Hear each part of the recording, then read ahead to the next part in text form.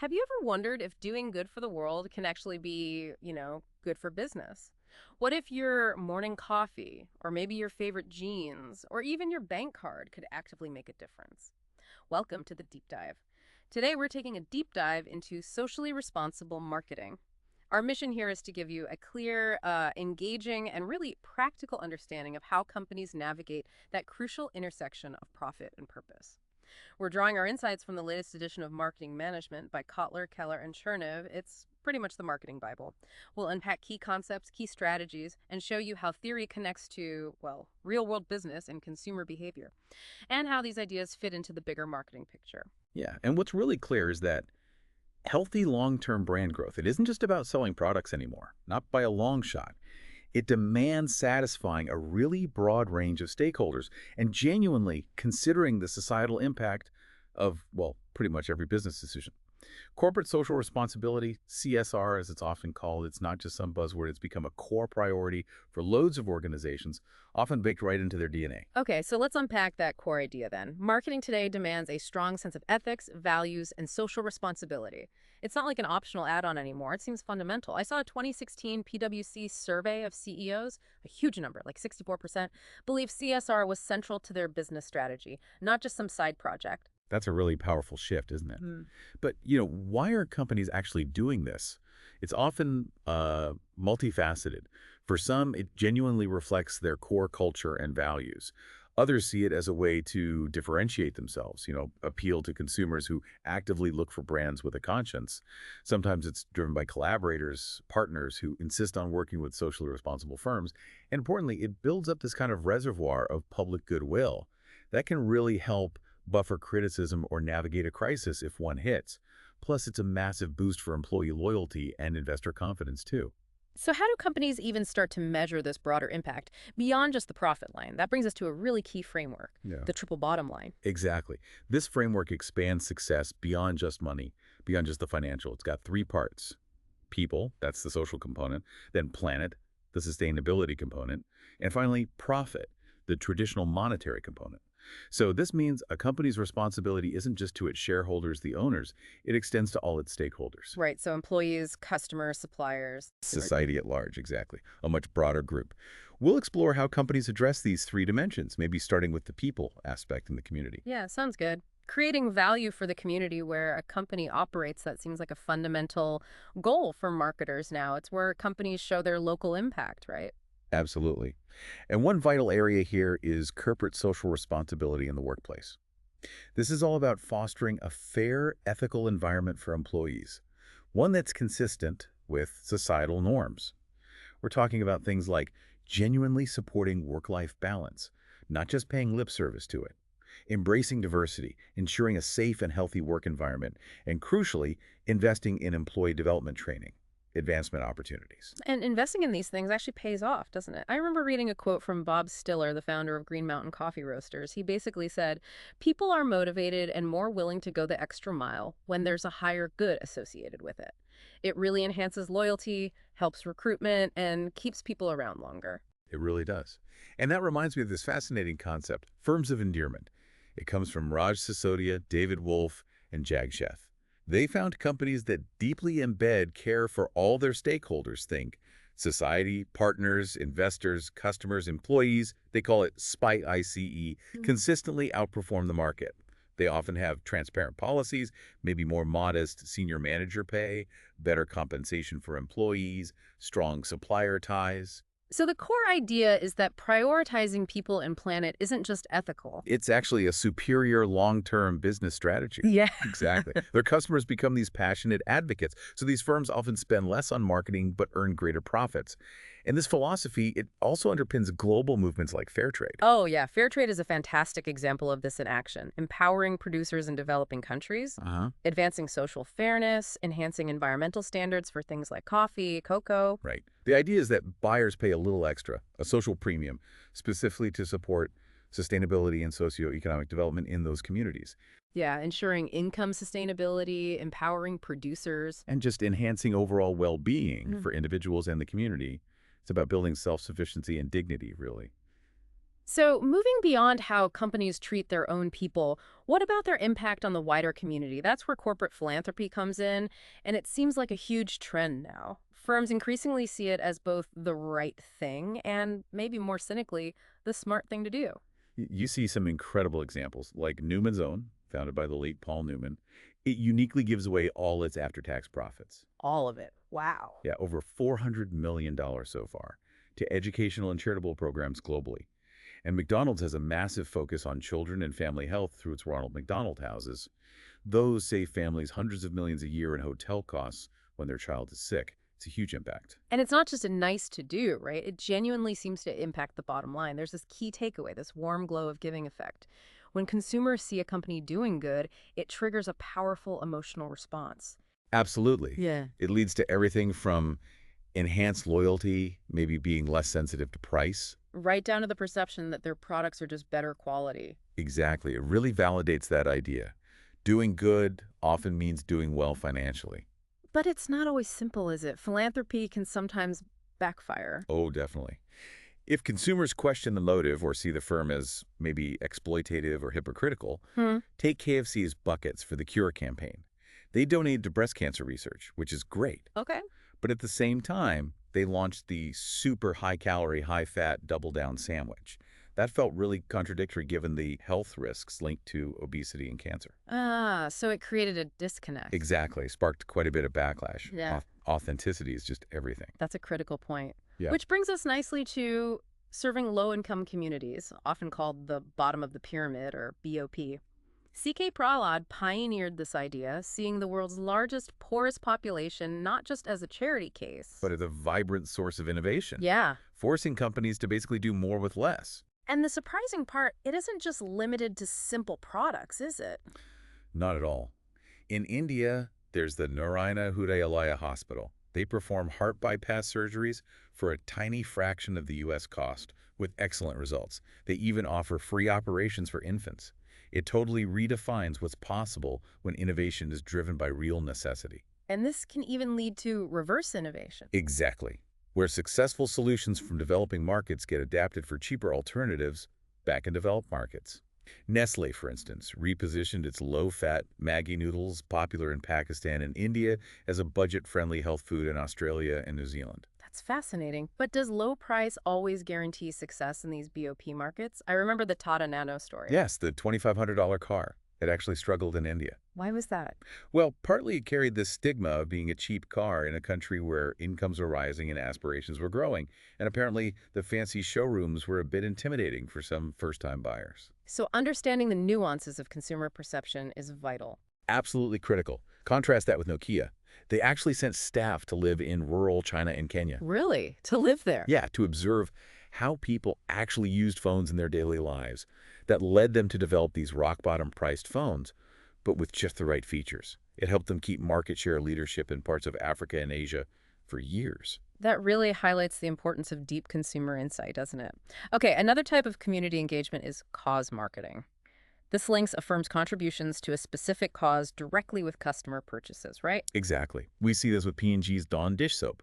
They famously donate bottles and money to help clean wildlife after oil spills. It's a very direct link. And then there's Product, REIDD, launched by Bono and Bobby Shriver. Big iconic brands like Apple, Gap. Yeah, I remember that. They produce special RED branded products with up to 50% of profits going to the Global Fund to fight AIDS, TB, and malaria. Generated over $500 million. It builds brand awareness, enhances the image, creates that emotional connection. And Thomas S. Shoes. Blake Mycoskie pioneered that one-for-one model. Buy a pair, donate a pair. Generated massive publicity. Yeah, and they've expanded it to eyewear now, too. It's about creating that direct, tangible link between buying something and making an impact. And while that's powerful, it is distinct from social marketing, which is a discipline introduced way back in the 70s by Philip Kotler and Gerald Zaltman. And just to be clear, this isn't about social media marketing. Right, different thing entirely. Yeah, it's about using systematic marketing planning to influence behavioral change for social good.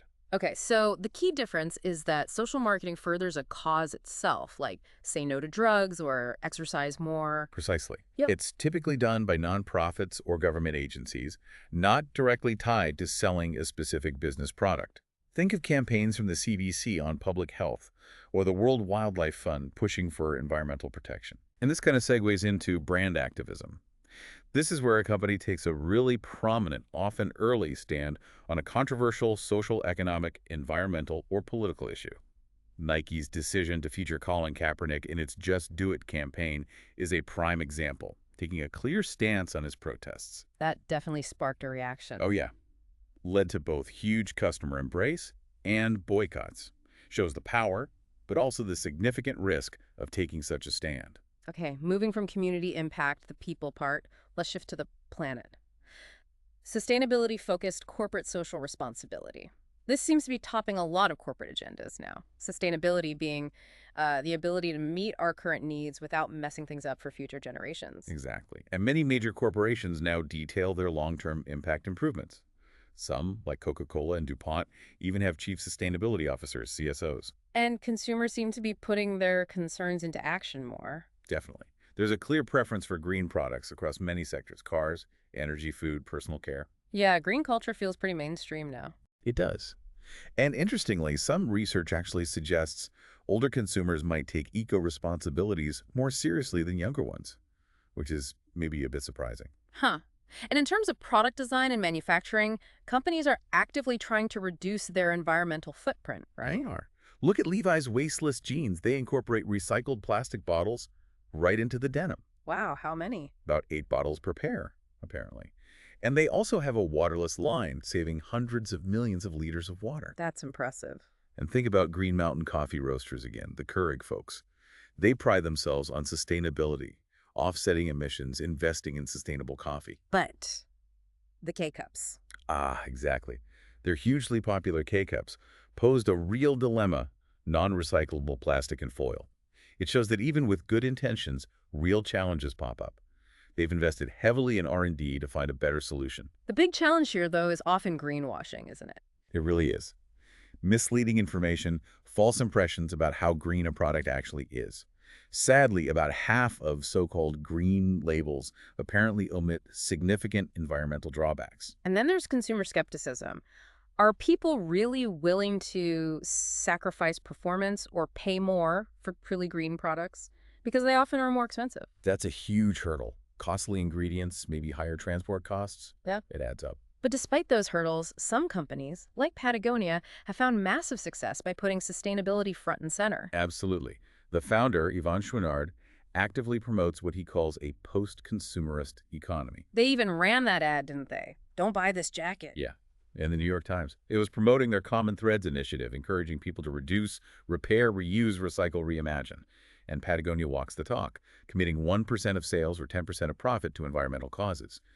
Their stance is crystal clear. This focus on sustainability, it extends to how companies manage resources overall, right? We're seeing global trends like raw material shortages Especially water. That's becoming critical. and increased energy costs, pollution concerns. Yeah.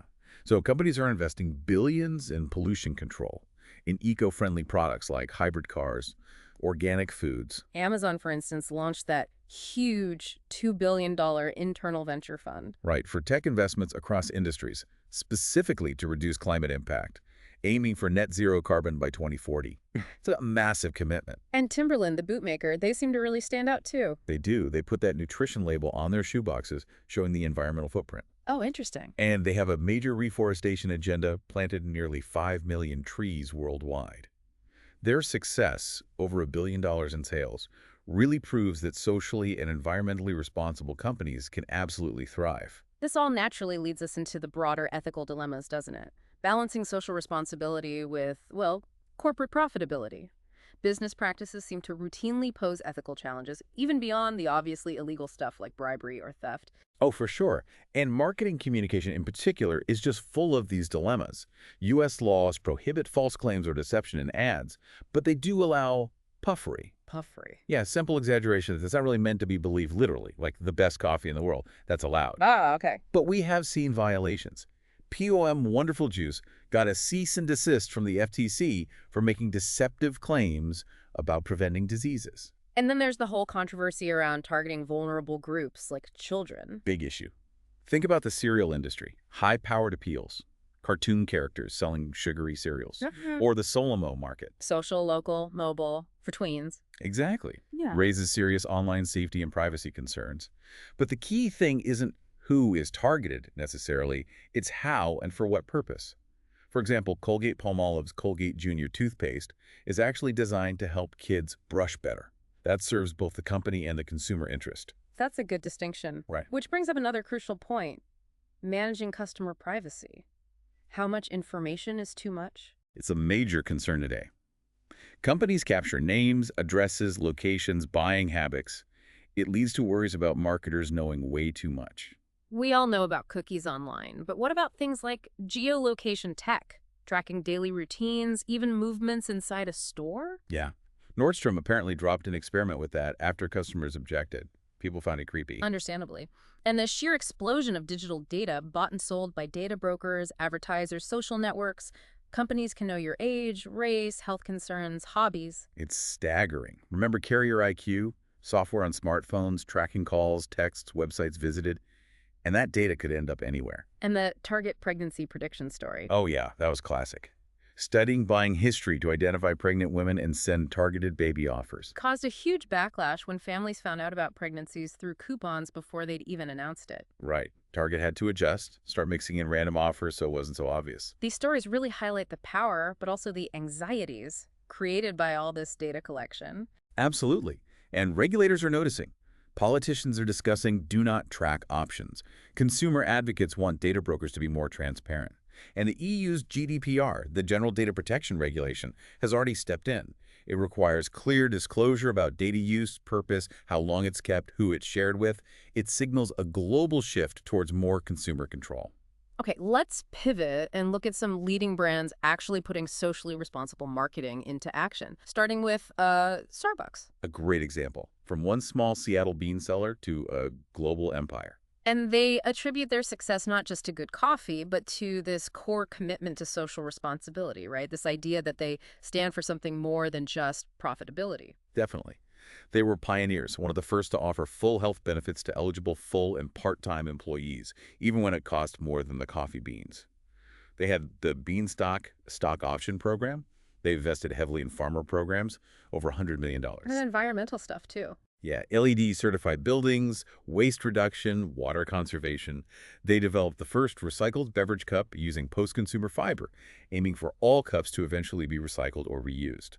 Then there's Ben& Jerry's, known for wild flavors, but also their deep social mission right from the start, make the world a better place. Yeah, their foundation funds grassroots activism with a slice of pre-tax profits. And they famously linked products directly to causes, like Rainforest Crunch, using nuts purchased specifically to help prevent deforestation. And even after Unilever bought them back in 2000. For over $300 million, yeah. Big deal. They managed to keep their social mission focus. They did. It was a condition of the sale and executive board to continue the social and environmental missions.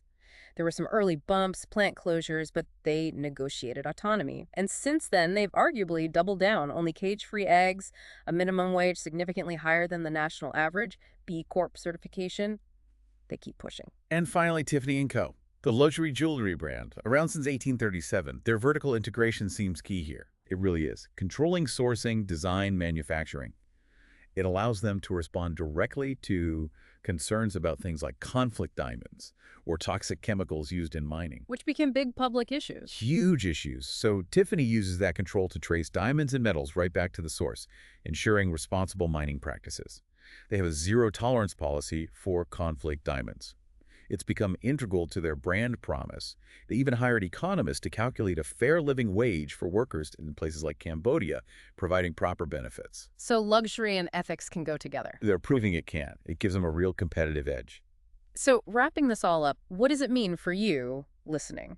Socially responsible marketing clearly isn't just some passing trend. It feels like a fundamental shift in how successful companies have to operate now. Absolutely. From community engagement and workplace ethics, right through to environmental sustainability and transparent communication, integrating purpose with profit seems to create real deep value for everyone involved. So the provocative thought for you to take away might be, as consumers, as employees, maybe as future leaders, what is your role in shaping this future? How will you demand or support or maybe even build businesses that truly stand for something more than just the bottom line?